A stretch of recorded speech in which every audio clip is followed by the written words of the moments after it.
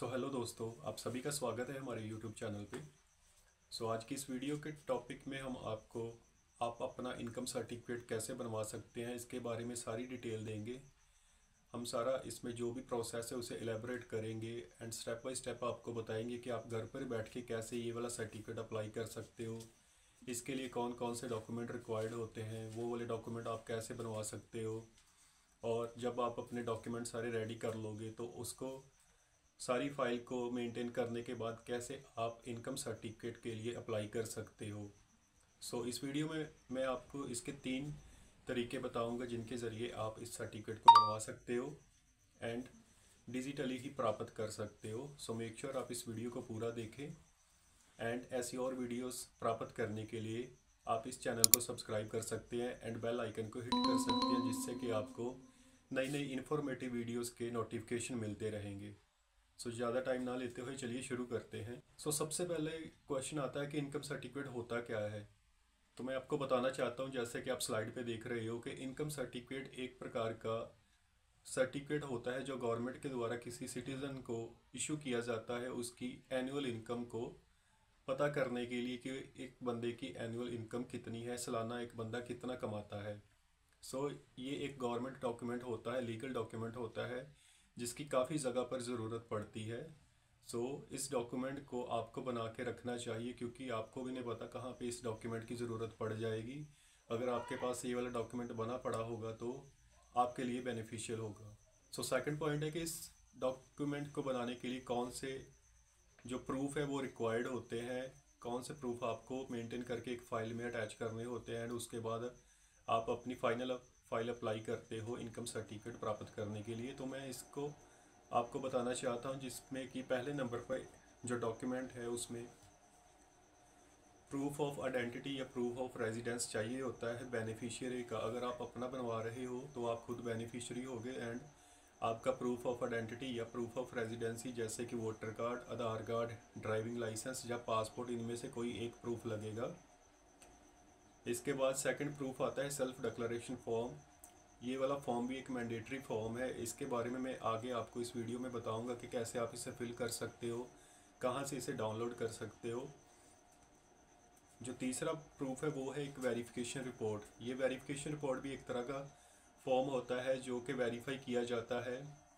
अगर आप rural area के हो तो आपके सरपंच या पंच के द्वारा वेरीफाई होता है।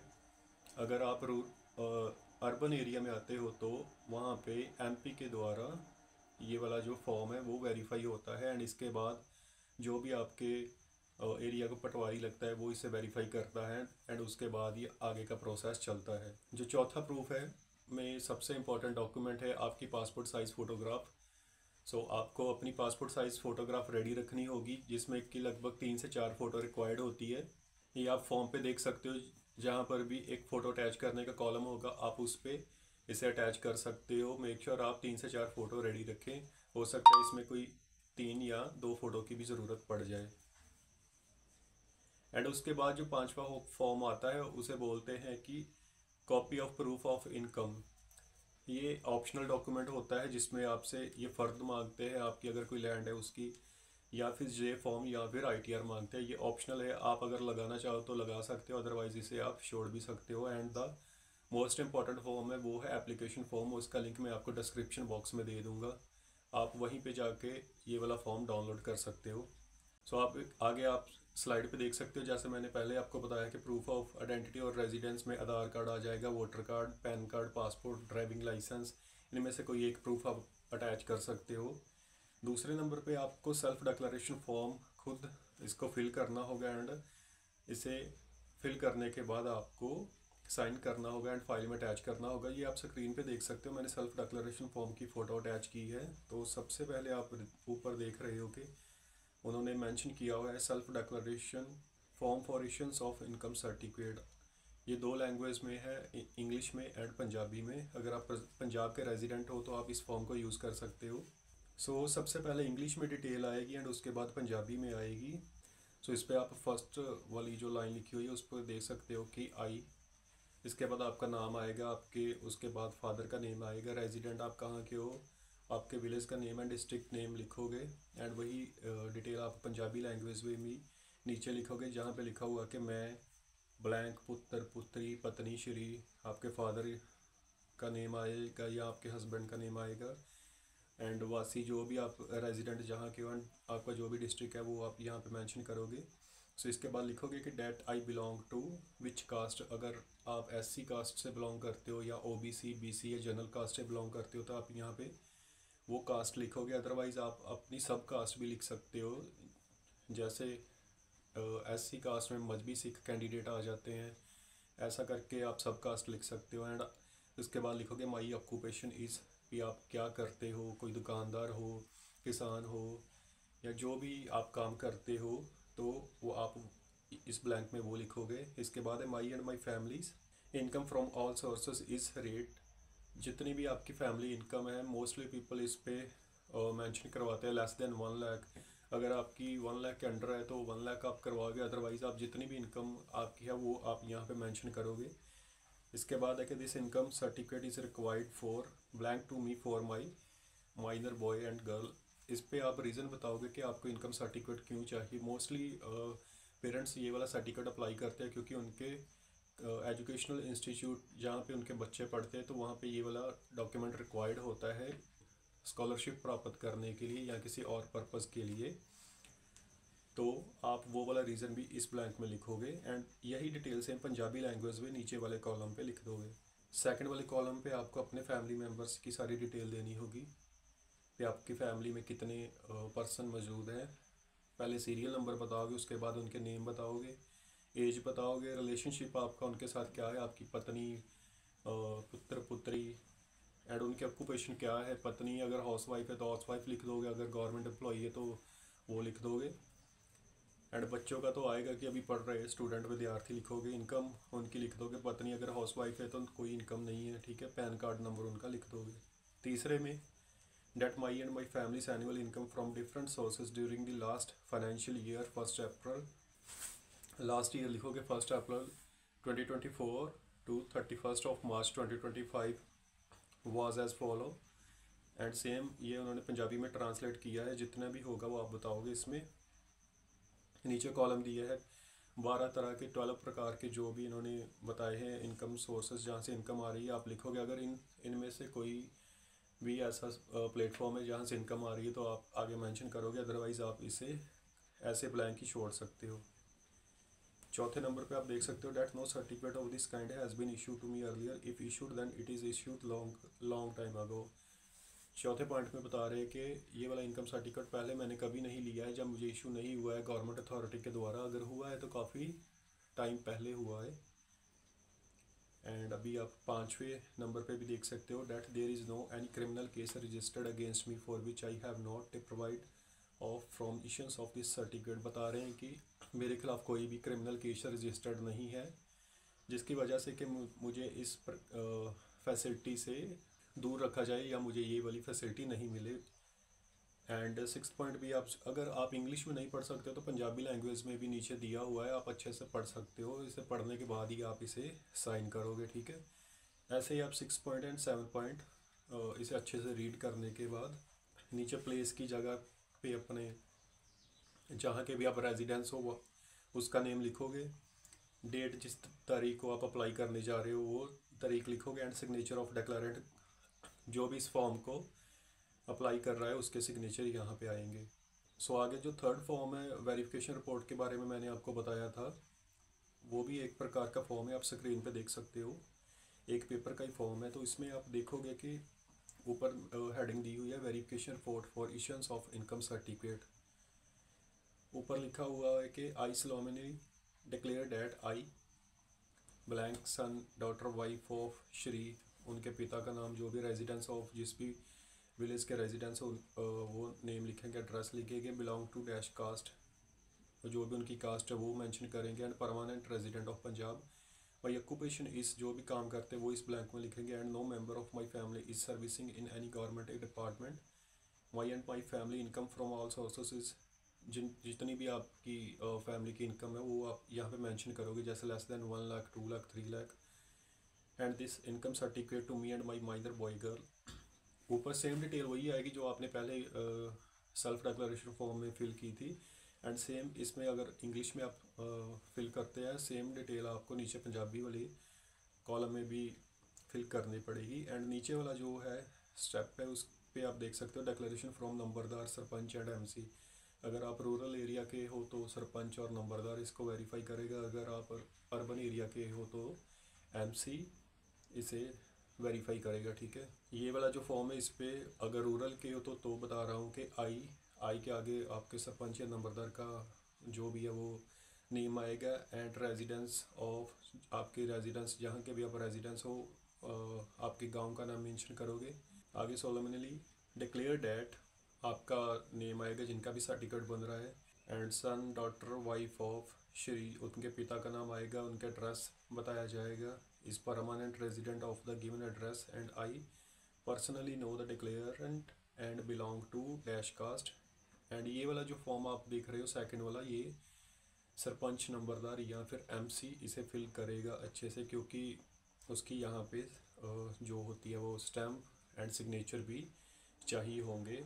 ये फिल करने के बाद नंबरदार एंड सरपंच आपके यहाँ पे स्टैम्प के साथ सिग्नेचर कर देगा। आप नीचे इस फॉर्म के देख भी रहे हो signature of Nambardar sarpanch MC.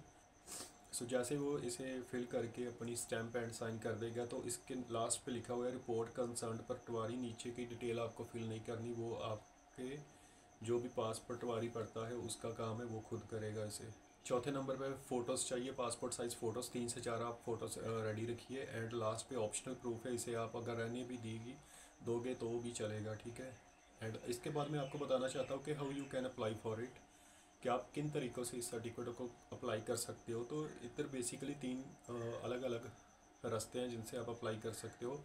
पहला है कि सेवा केंद्र, अगर आपको कुछ डिटेल समझ नहीं आ रही है तो आप सीधा अपने पास जो भी सेवा केंद्र पड़ता है वहाँ पे विज़िट कीजिए, सारी डिटेल आपको वहीं पे मिल जाएगी एंड वो फ़ीस लेके जो भी गवर्नमेंट फ़ीस होगी आपसे लेके उसे अप्लाई कर देंगे।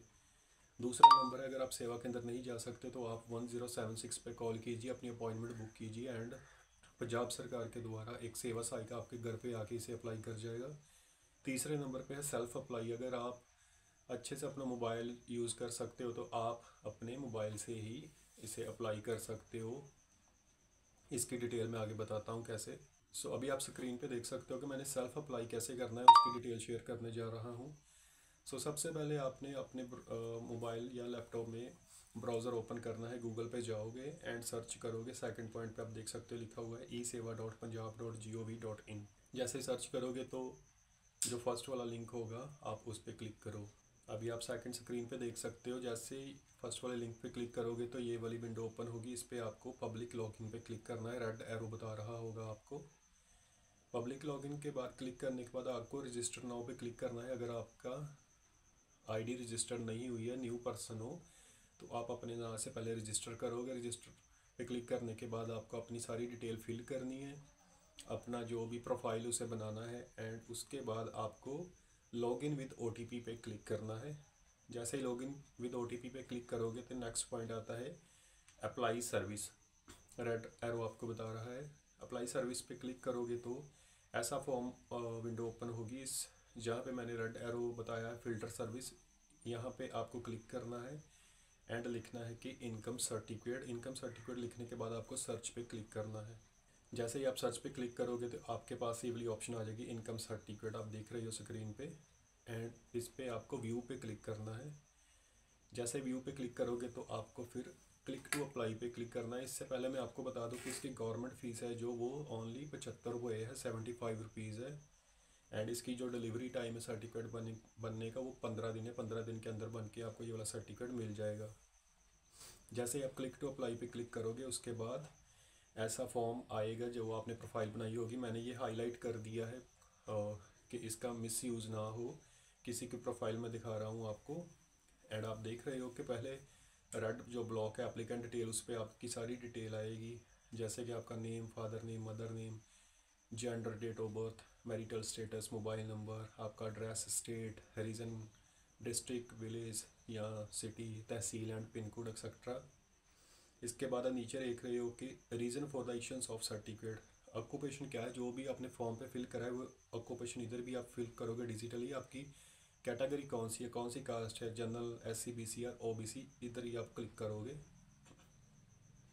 इसके बाद आप देख सकते हो, जैसे आप कैटेगरी सेलेक्ट करोगे उसके बाद टोटल एनुअल फैमिली इनकम कितनी है वो आपको बतानी पड़ेगी। उसके बाद कितनी आपकी फैमिली एनुअल इनकम है फ्रॉम ऑल सोर्सेस वो भी आपको इधर बतानी पड़ेगी।